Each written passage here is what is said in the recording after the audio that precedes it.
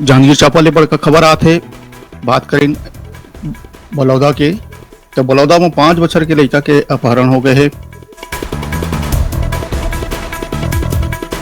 Bike सवार 3 आरोपी मन घटना ला दिए अंजाम दिए है। पारुल माथुर एसपी मौके पर रवाना हो गए है।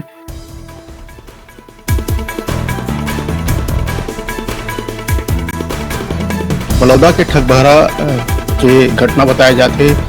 पुलिस जांच में जुट गए है। आसपास के सीसीटीवी कैमरा के खोज करे जाते।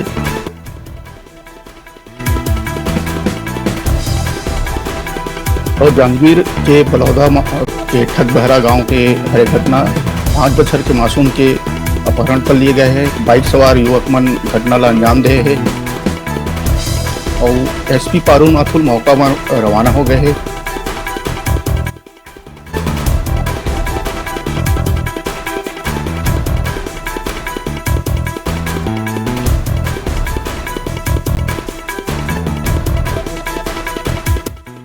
बलौदा के ठगबहरा गांव के हर घटना 5 बछर के मासूम के अगवा कर लिए गए हैं। बाइक सवार युवक मन घटना अंजाम दे है।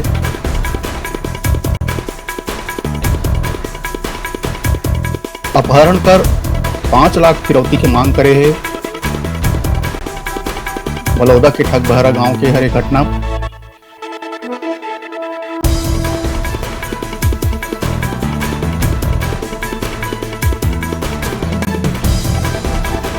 पुलिस आरोपी मन के तलाश में जुट गए है।